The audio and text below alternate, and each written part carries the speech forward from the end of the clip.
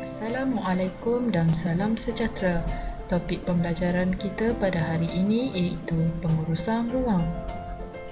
Hasil pembelajaran: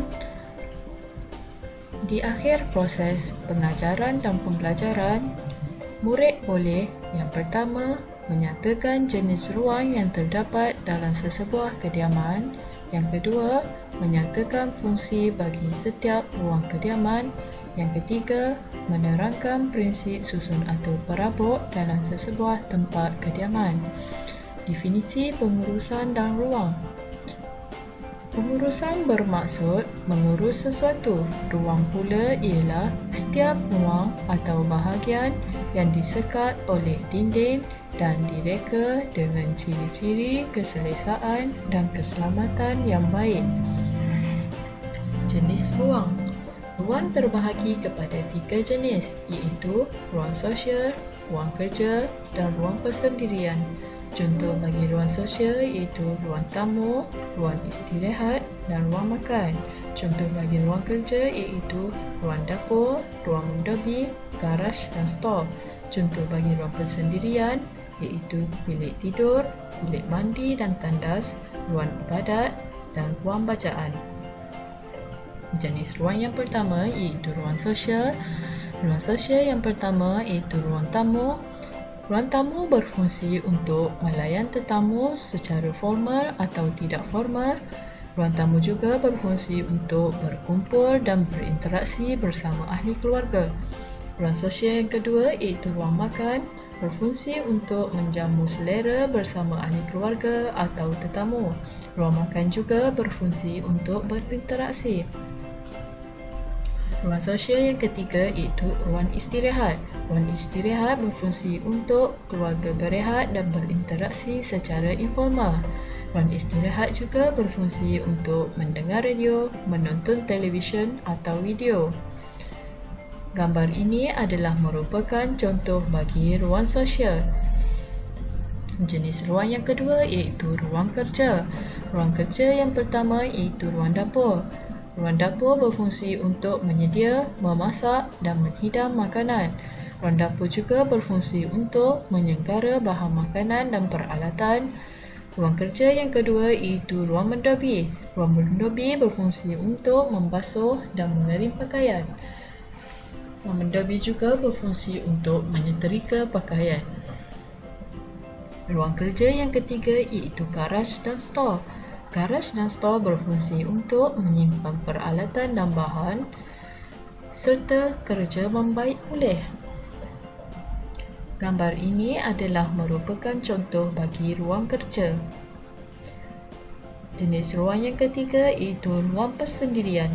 Ruang persendirian yang pertama iaitu bilik tidur. Bilik tidur berfungsi untuk berehat dan tidur, berfungsi untuk memakai pakaian, berfungsi untuk beribadat, berfungsi untuk menyimpan barang-barang peribadi serta berfungsi untuk menghias diri. Ruang persendirian yang kedua iaitu bilik mandi dan tandas, berfungsi untuk mandi serta membersihkan diri. Ruang persendirian yang ketiga iaitu ruang ibadat, berfungsi untuk beribadat bersama keluarga serta tazkirah keluarga.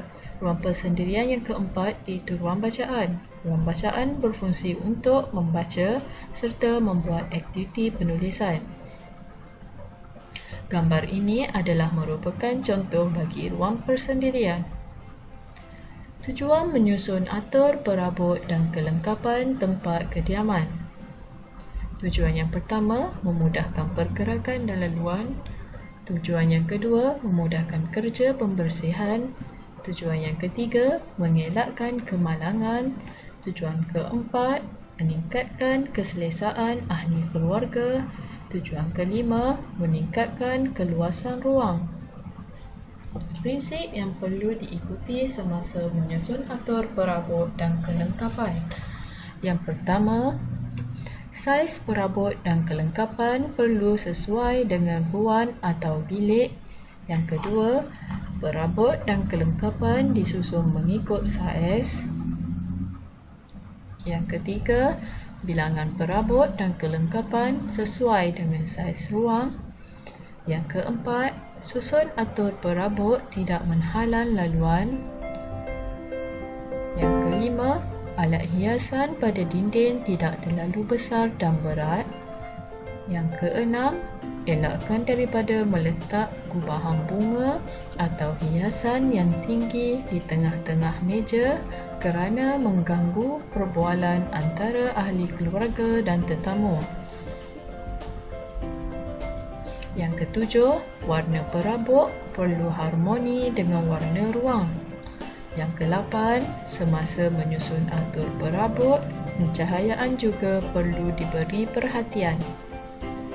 Jadual ini merupakan prinsip menyusun atur bagi ruang sosial, ruang kerja dan ruang persendirian. Prinsip menyusun atur bagi ruang sosial yang pertama iaitu saiz atau bilangan perabot dan alatan sesuai dengan saiz ruang. Yang kedua, set perabot disusun dalam rangkaian yang bertumpu ke bahagian tengah. Yang ketiga, susun atur kelengkapan tidak mengganggu pergerakan. Yang keempat, warna perabot harmoni dengan warna ruang. Yang kelima, perabot tidak diletakkan di tepi tingkap untuk mengelakkan warna yang pudar. Yang ketujuh, ruang makan berdekatan dengan ruang dapur. Yang ke-8, set meja makan terletak di tengah ruang. Yang ke-9, elakkan meletak hiasan yang memukul habuk dan gubahan bunga yang tinggi di atas meja makan. Yang ke-10, perabot disusun rapat ke dinding bagi ruang istirahat. Prinsip menyusun atur perabot bagi ruang kerja. Yang pertama, meja kerja diletakkan berhampiran dengan peti sejuk dan almari makanan.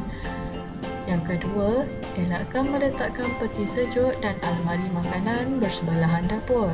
Yang ketiga, kedudukan sinki di tepi tingkap. Yang keempat, dapur diletakkan berhampiran sinki. Yang kelima, mesin basuh diletakkan berhampiran dengan punca air.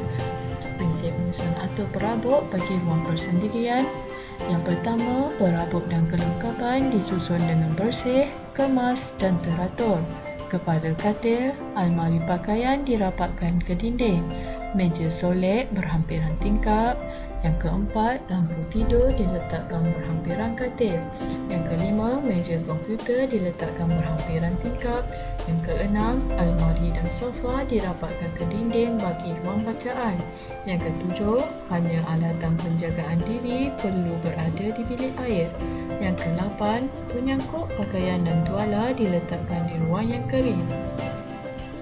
Secara kesimpulannya, pada hari ini kita telah mempelajari jenis ruang yang terbahagi kepada 3 iaitu ruang sosial, ruang kerja dan ruang persendirian, dan juga fungsi ruang, fungsi bagi ruang tamu, fungsi ruang istirahat, fungsi ruang makan, fungsi ruang dapur, fungsi ruang mendaki, fungsi garaj dan stor, fungsi bilik tidur, fungsi bilik mandi dan tandas, fungsi ruang ibadat, fungsi ruang bacaan.